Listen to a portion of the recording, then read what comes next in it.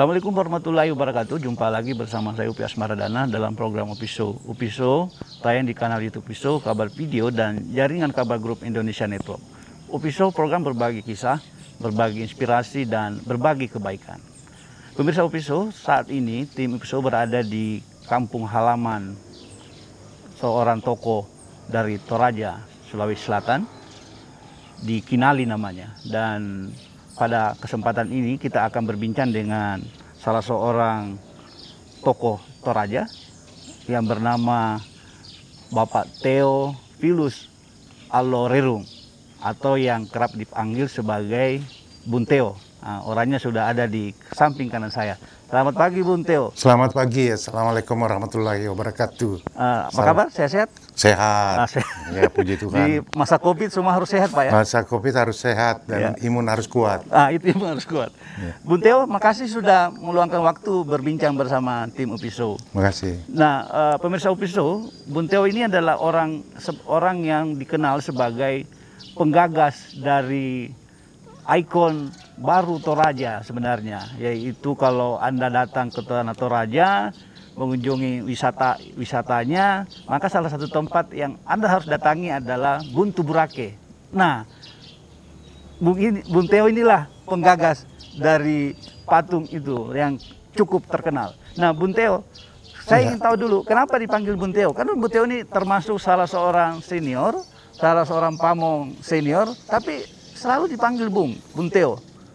Ya, saya selalu dipanggil Bung Theo oleh teman-teman ketika saya jadi mahasiswa aktif pada berbagai organisasi kepemudaan, baik di pemuda gereja, di kampus, di organisasi Komite Nasional Pemuda Indonesia, dan berbagai perkumpulan-perkumpulan kepemudaan, dan memang aktif dalam berbagai kepengurusan, dan setelah itu juga terus-menerus jadi pembina, ya, narasumber pada berbagai organisasi, sehingga itulah panggilan akrab yang selalu disampaikan oleh adik-adik.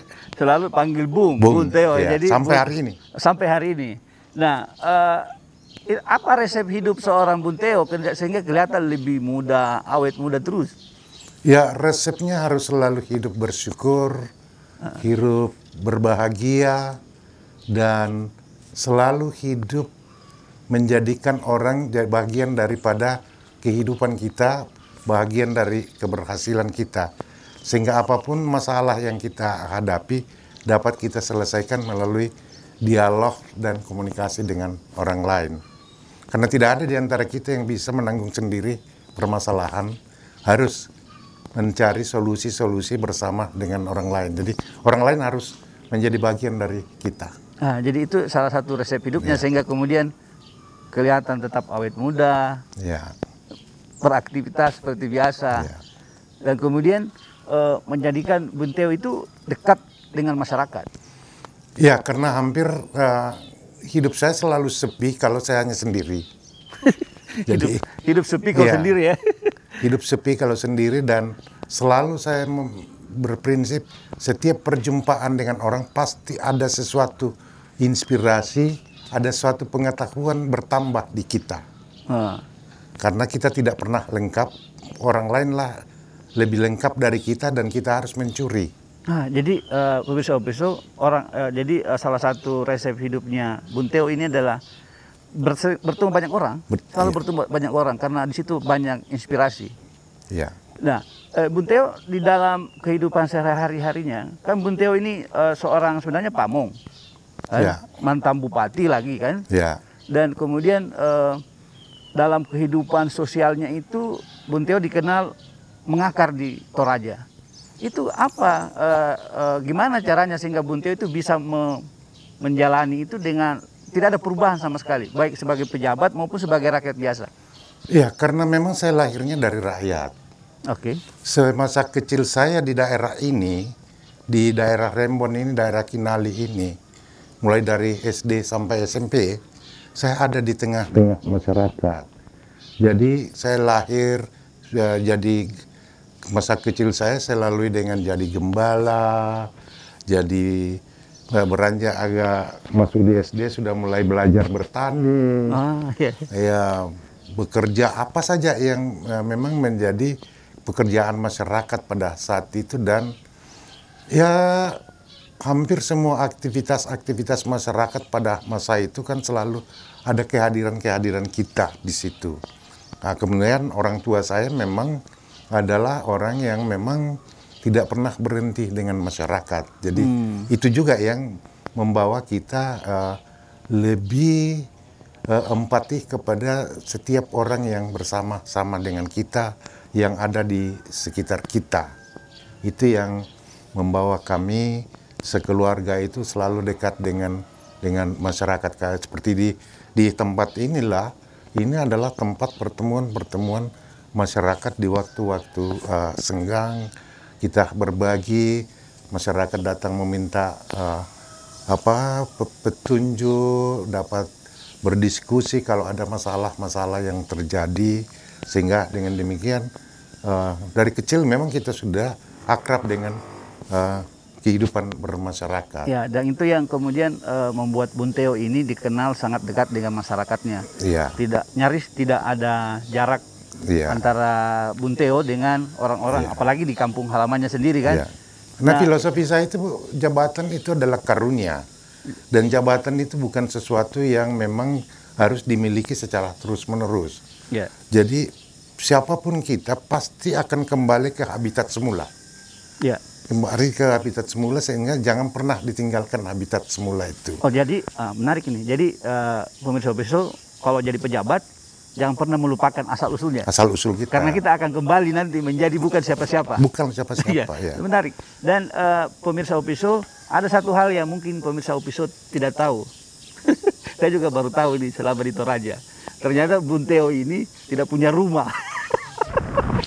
Itu gimana ceritanya? Seorang mantan bupati, seorang mantan ASN pejabat di Pemprov, mantan inspektorat, itu gimana ceritanya seorang Bunteo itu yang orang luar itu pasti kayak raya ini, ternyata tidak punya rumah. Sebenarnya bukan, kalau mau punya rumah bisa saja. Bisa saja ya punya rumah. Tapi seperti yang di tempat-tempat seperti ini saya lahir dan besar, selalu berada di tempat-tempat pemukiman yang luas.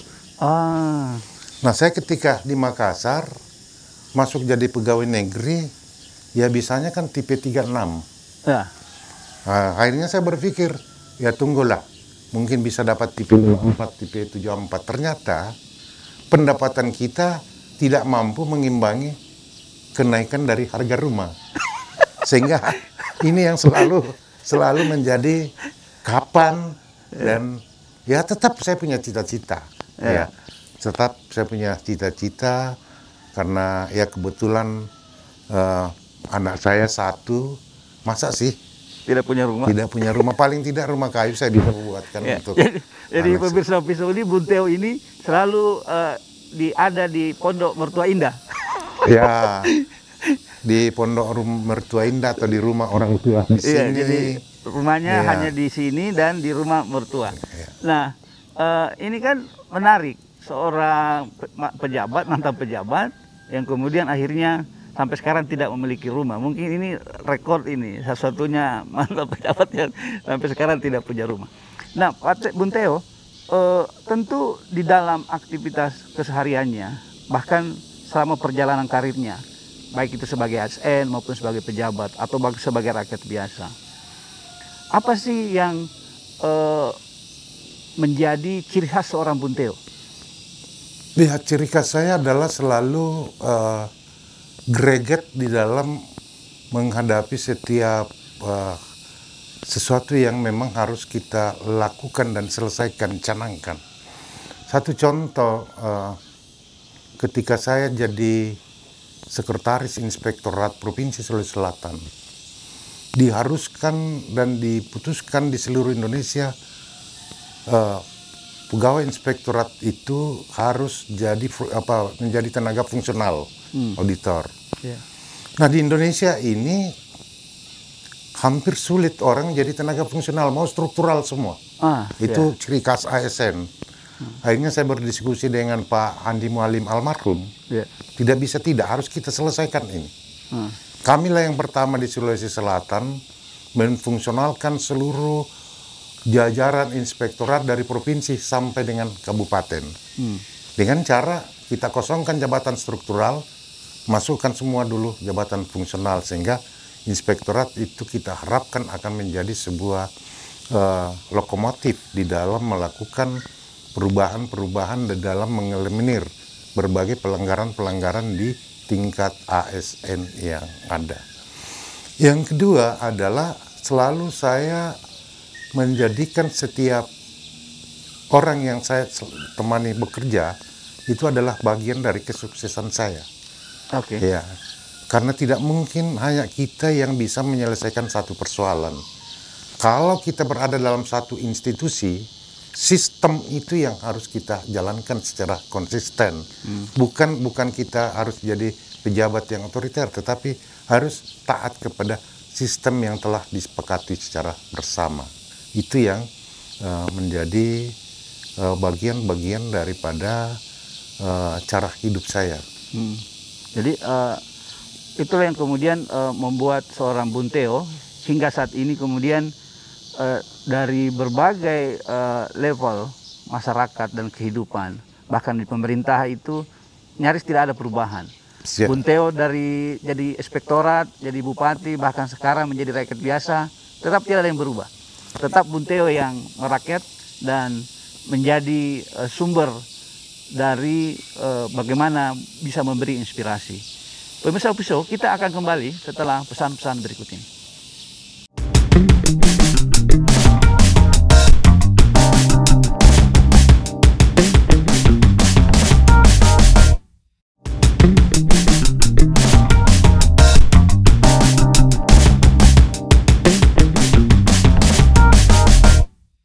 Kembali lagi bersama saya Upi Asmaradana, masih dengan penggagas ikon Toraja, Bung Theo.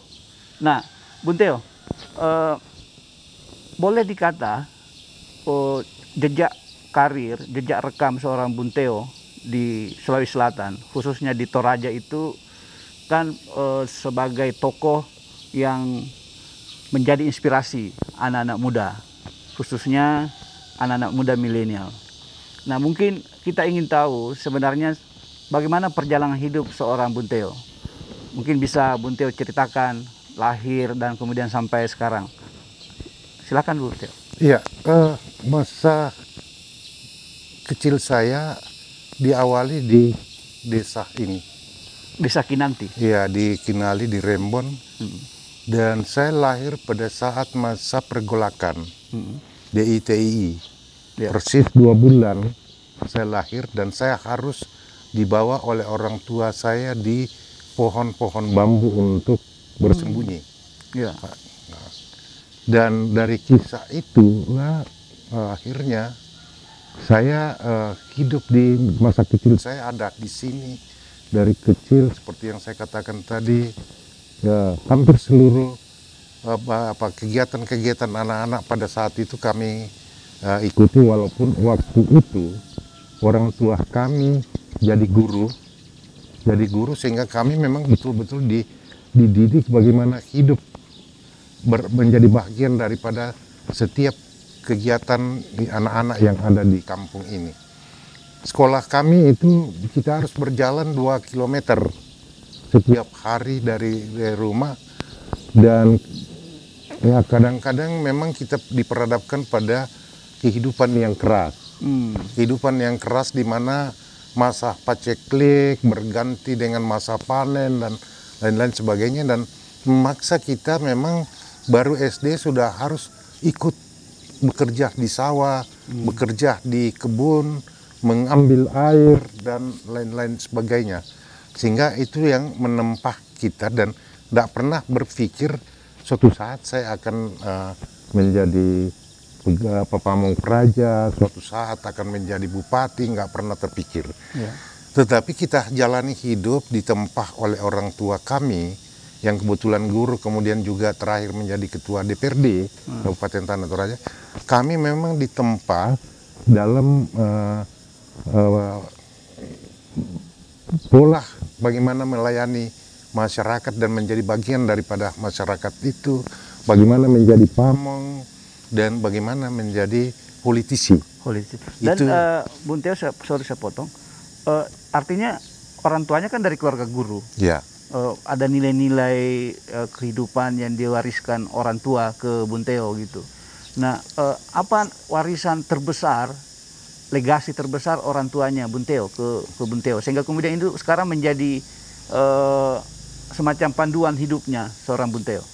Ya, legasi yang paling dari orang tua kami adalah didikan untuk bagaimana konsisten di dalam dan jujur di dalam setiap kehidupan yang kita hadapi. Karena kapan kita melakukan sesuatu yang tidak sesuai dengan sistem yang ada dalam keluarga, benar-benar kita akan dapat hukuman yang keras. Bahkan kadang-kadang kita dilarang masuk ke dalam rumah kalau memang ada pelanggaran-pelanggaran ini. Tapi itu semua membawa kita menjadi sesuatu yang membentuk kita. Jadi konsistensi dan kejujuran. Konsistensi itu nilai dan yang diwariskan orang tua Bung Teo. Ya. Dan itu kemudian digunakan juga buat keluarga dan orang-orang yang berada di sekitar Bung Teo. Ya, saya kira itu yang saya rasakan dan saya alami, bahwa selalu saya berusaha dan enjoy bekerja dengan orang-orang di sekitar itu dengan mencoba melakukan penanaman nilai-nilai seperti itu lebih dahulu kepada orang-orang yang bersama dengan saya. Jadi nilai-nilai itu juga yang ditanamkan di keluarganya. Dan kita tahu bahwa Bung Teo kan punya anak tunggal. Tunggal. Gitu ya. Sebagai seorang politisi, sebagai seorang pamong, sebagai seorang masyarakat, tentu ini adalah pencapaian yang luar biasa sebenarnya dari seorang Bung Teo. Kita ingin tahu apa nilai-nilai hidup seorang Bung Teo, sehingga kemudian bisa sampai sejauh ini.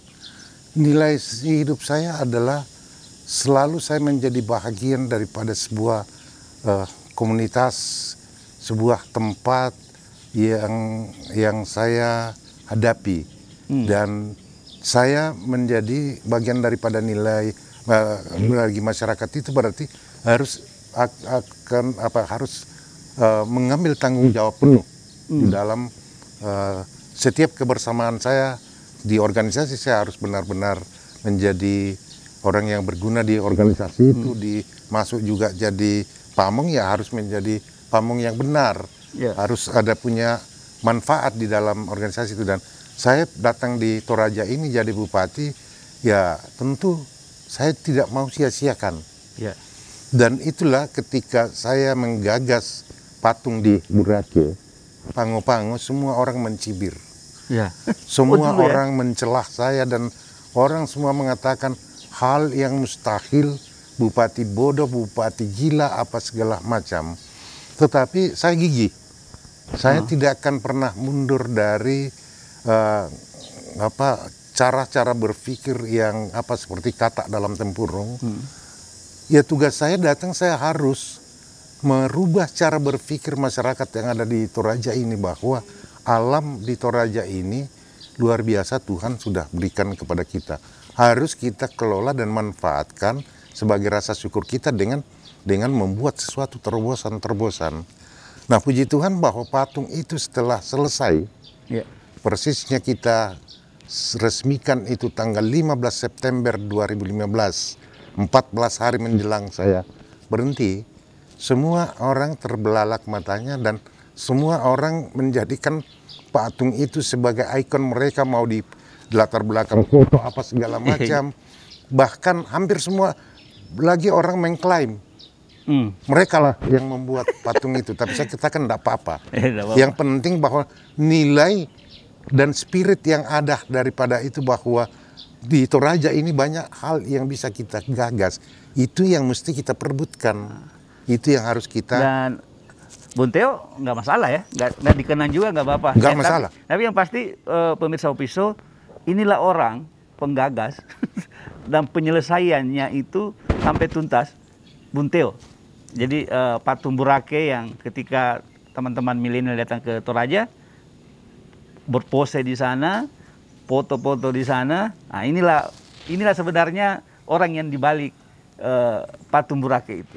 Nah, Bung Theo, kita ingin tanya juga, kan ini sekian banyak prestasi, sekian banyak kegiatan.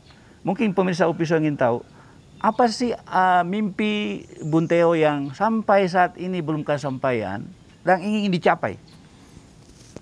Ya, mimpi saya adalah ketika saya membangun patung Boracay, membebaskan lahan di bandara, membangun Pangon. Waktu itu saya katakan, saya harus membawa Toraja ke dunia. Membawa Toraja ke dunia. Iya, oke. Mimpi, maksudnya di dunia internasional? Iya, ke dunia internasional. Nah, mimpi saya sekarang ini ke depan adalah bagaimana dunia ada di Toraja. Bagaimana dunia ada di Toraja. Ini yang harus kita lakukan sehingga tadinya kita bawa Toraja ke dunia yang harus dibawa ke Toraja. Itu yang menjadi, karena disitulah kehidupan dan disitulah kesejahteraan masyarakat Toraja dan Indonesia. Kita mau jadikan Toraja ini, dan kita yakin Toraja ini suatu saat akan menjadi bagian daripada yang mendorong kesejahteraan masyarakat di Indonesia ini. Mimpi yang luar biasa. Jadi Bung Theo ingin menjadikan Toraja mendunia dan dunia itu menjadi Toraja. Itu sebuah mimpi yang besar. Nah, di dalam mewujudkan mimpi-mimpinya itu, apa yang akan dilakukan seorang Bung Theo? Ya, yang saya lakukan adalah mengeksplor alam ini dengan melibatkan seluruh pemangku kepentingan masyarakat, kesejahteraan masyarakat yang ada di Indonesia ini. Baik itu orang Toraja sendiri yang ada di Toraja, mau di perantauan, pemerintah provinsi, pemerintah pusat, dan dunia usaha, dunia pariwisata harus berkolaborasi, dan kita harus buka ruang seluas-luasnya untuk melakukan elaborasi secara komprehensif, holistik, dan dalam sebuah perencanaan yang memang dapat ditindaklanjuti. Oke, jadi makasih Bung Theo atas waktunya. Pemirsa Upiso, Bung Theo adalah salah seorang tokoh Toraja dan Sulawesi Selatan yang bercita-cita menjadikan Toraja sebagai ikon baru, bukan hanya ikon baru Sulawesi Selatan, Indonesia, tapi juga dunia. Dan kita berharap mimpi Bung Theo itu bisa menjadi sebuah kenyataan. Sebelum menutup, saya ingin mengutip sebuah pernyataan dari Bung Theo dalam menjalani kehidupan. Prinsip hidup itu adalah harus konsisten dan jujur. Begitu Bung Theo? Ya. Itulah yang kemudian mengantar Bung Theo sampai saat ini, sejauh ini, tetap sehat, tetap bugar, dan tetap dibutuhkan oleh masyarakat, khususnya masyarakat di Tanah Toraja. Terima kasih Bung Upi. Sehat-sehat selalu. Sehat selalu, salam untuk kita semua. Mari kita datang ke Toraja, kita jadikan Toraja ini sebagai sumber inspirasi bagi kita di dalam menata kehidupan yang lebih baik ke depan. Makasih. Jadi Bung Theo menutup Upiso edisi Desa Kinali, Tanah Toraja. Bersama kru mengucapkan terima kasih. Sampai berjumpa di lain kesempatan. Assalamualaikum warahmatullahi wabarakatuh.